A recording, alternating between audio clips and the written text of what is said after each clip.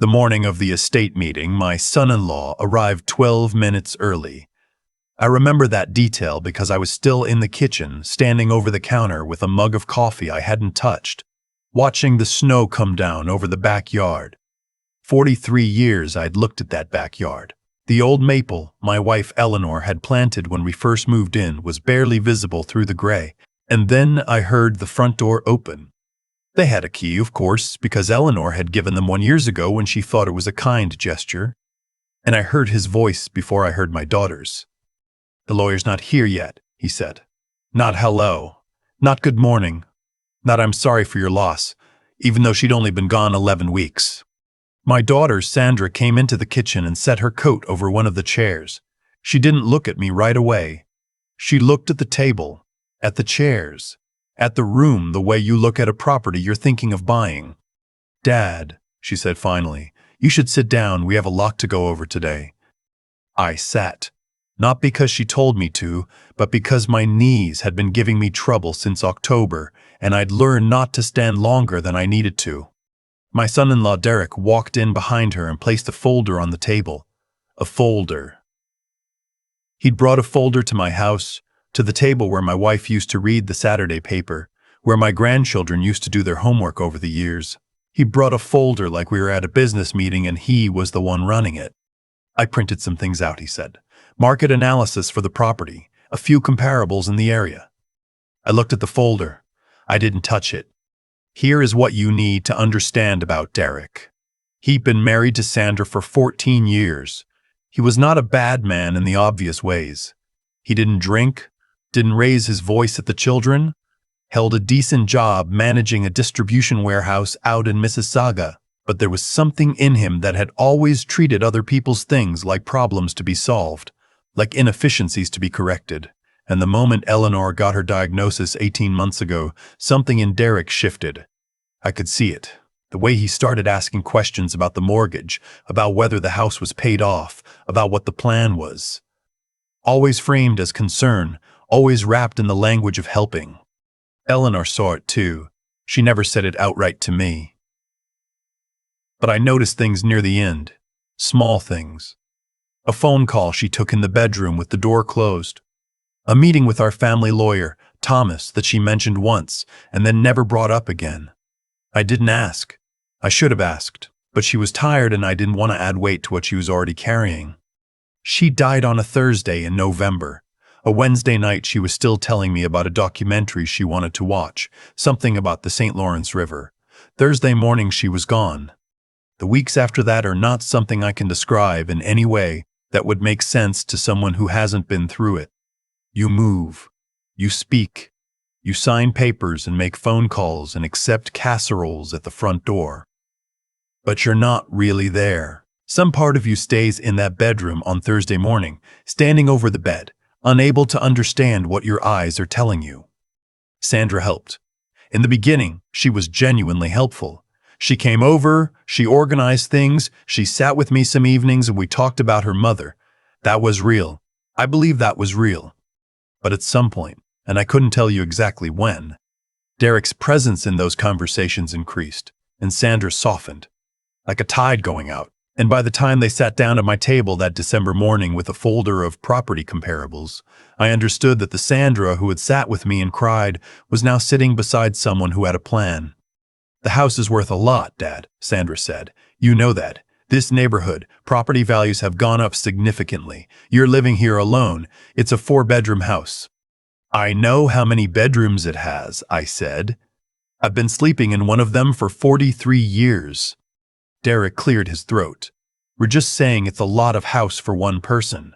And at your age, the upkeep alone." "I'm 67, I said. "I shoveled this driveway 3 days ago." "Dad," Sandra reached across the table. "We're trying to help. If you sold, you could have real money. Enough to live comfortably somewhere smaller, somewhere with less maintenance. And whatever's left over, we could help you manage it so it doesn't just." "So it doesn't just what?" She stopped.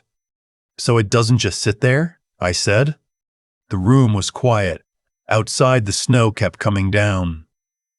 The maple stood in the yard the way it always had, Eleanor had planted it from a sapling she'd bought at a nursery outside of Guelph on a road trip we took the summer before Sandra was born. That was 1979. The tree was taller than the house now. Thomas arrived at 10 o'clock exactly. He'd been our family's lawyer for over 20 years, had helped us with the original mortgage, the wills, everything in between. He was a quiet man, the kind who wore the same style of gray suit year after year and spoke in complete sentences with no extra words. Sandra and Derek both stood when he came in, which I noticed. People stand for people they want something from. "Mr. Ellison," he said to me, shaking my hand, "I'm sorry again for your loss." "Thank you, Thomas." He sat down, opened his briefcase, and laid out 2 documents. Not Derek's folder of comparables. Thomas's documents. "Before we begin," Sandra said, "I want to make sure we're all on the same page about the assets. The house, obviously, but also the RRSP accounts, the joint investments." "Sandra," Thomas said, and something in his tone made her stop. Not unkindly, but firmly. "Let me read first." He put on his glasses. "What I need to explain, and I understand this is the part that changes everything, is that Eleanor and I had made a will together years ago. Standard, straightforward. Everything split evenly between Sandra and our son, Mitchell, who lived out in Victoria. That was the will Sandra knew about. That was the will Derek had built his folder around. But Eleanor, it turned out, had visited Thomas alone 9 months before she died. February, when the diagnosis had just come in and she was still processing what it meant, still figuring out what shape the rest of her life would take. She had gone to see Thomas, and she had asked him to draft a codicil, an amendment. And she had signed it, and he had witnessed it, and it was entirely, completely legal. I did not know about this until Thomas began to read. The codicil restructured how the house was to pass. It would remain mine in its entirety, for as long as I chose to live in it, or until I decided to sell. If I chose to sell, the proceeds would go into a trust administered by Thomas, distributed equally to Sandra and Mitchell, but only after any costs of my own care, housing, or needs had been met. Sandra could not force a sale. Derek had no standing in the matter at all. The house was not an asset to be divided. It was my home. There was a letter, too. Thomas removed it from a sealed envelope and passed it to me. Eleanor's handwriting. I recognized it before I even finished turning the page over. I didn't read it at the table. I folded it and put it in my shirt pocket against my chest. Sandra's face had gone still in a way I hadn't seen before. Not angry yet. Processing. Derek was the first to speak. "That can't be right. The original will was superseded," Thomas said. "A codicil is a valid legal instrument under the Succession Law Reform Act. Eleanor signed this in full capacity before 2 witnesses in February of last year. It is the governing document." "She didn't tell us," Sandra said. Her voice was smaller now. "She wasn't required to," Thomas said. "But why would she?" Sandra looked at me. "Did you know?" "No," I said, and that was the truth.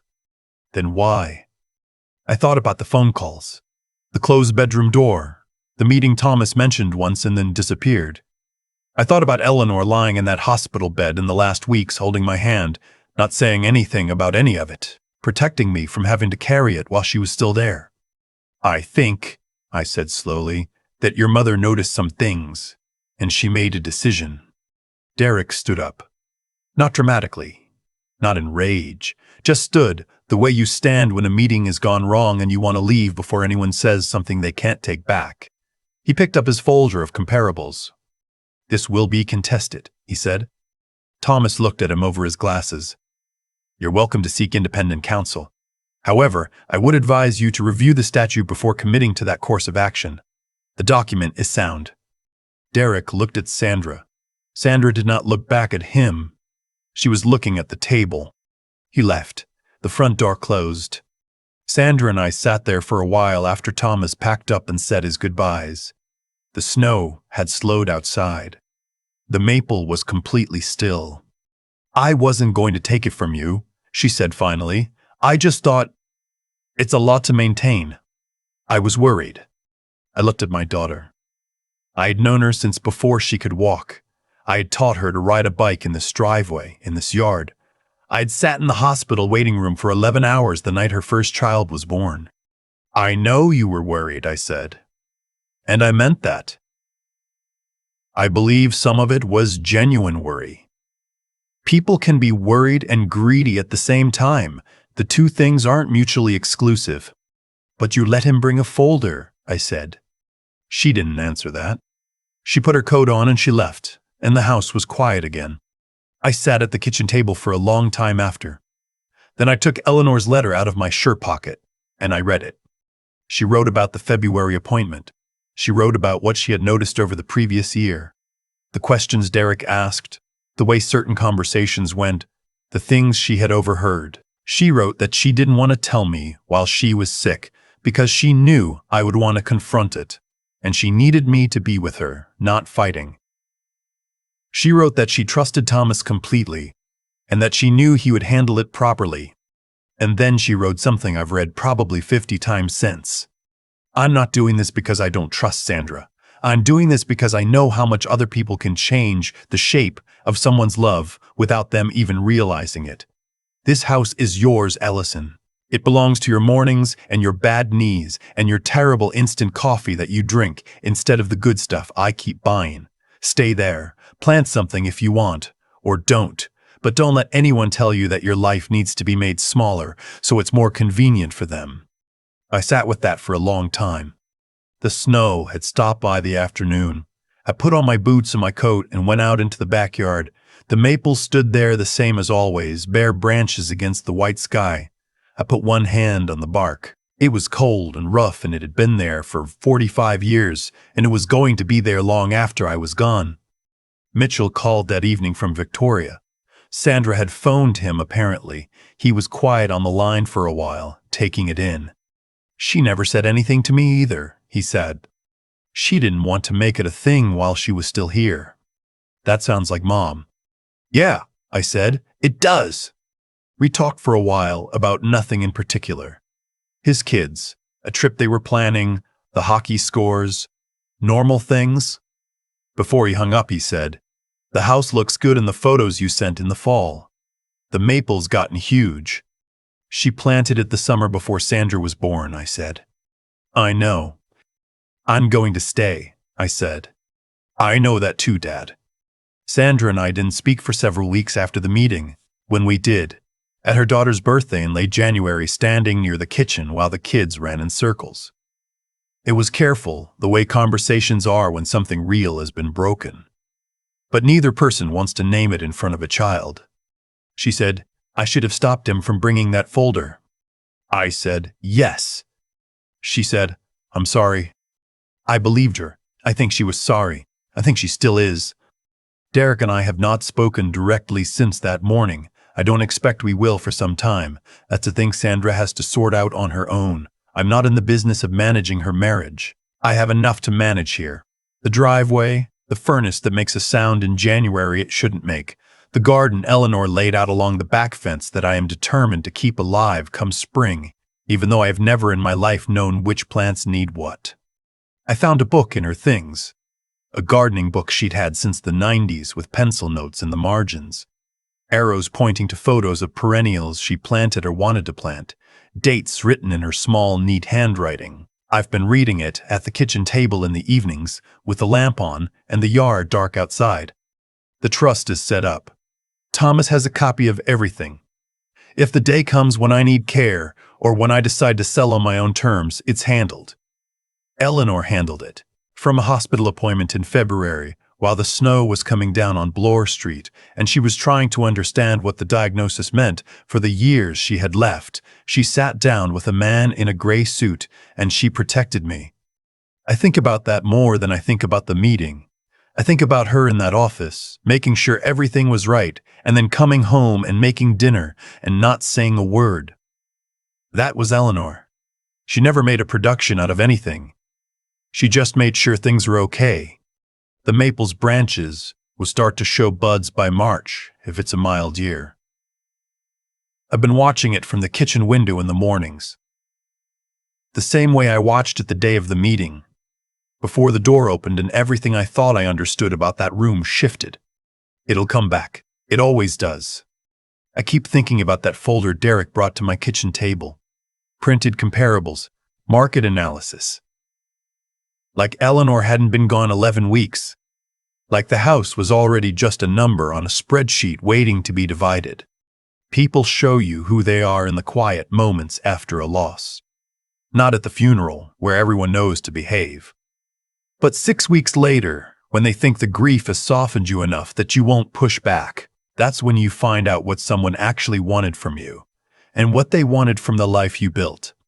Derek wasn't an evil person. I want to be honest about that, because it would be easier to make him a villain and leave it there. But the truth is more uncomfortable. He was a man who looked at other people's stability and saw an opportunity, and he found a way to make that appetite sound like concern. That's not rare. That's just what happens when someone hasn't done the work of asking themselves what they actually stand for. Sandra's part in it is harder to sit with. She knew that house. She grew up in it. She knew what it meant to her mother and to me. And she let her husband bring a folder anyway. She sat beside him. She used the word we. That's a choice, and choices like that don't come from nowhere. They grow slowly, over years, when you stop checking your own compass and start following someone else's. Eleanor understood all of this before I did.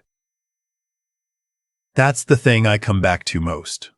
She sat in a lawyer's office in February, while she was still processing a diagnosis that would take her life, and instead of falling apart, she thought clearly and acted quietly and protected what mattered. That's not just love. That's the kind of clarity that only comes from knowing exactly what you value and refusing to let fear make your decisions for you. I think about the kind of person it takes to do that, to be that sick and that frightened and still have the presence of mind to think, what is the right thing here? And how do I make sure it happens? There's a kind of moral backbone in that. Not the loud kind, not the kind that announces itself, but the steady, unspectacular kind that just keeps doing what's right even when no one is watching and nothing is certain. I don't have her clarity. I'm not sure I ever did. But I have her letter. I have her handwriting in the margins of a gardening book. I have 43 years of watching someone make hard decisions well, and I figure if I pay enough attention to the record she left behind, I might manage to live the rest of this in a way that would make sense to her. The maple will bud in March. I'll be at the kitchen window when it does.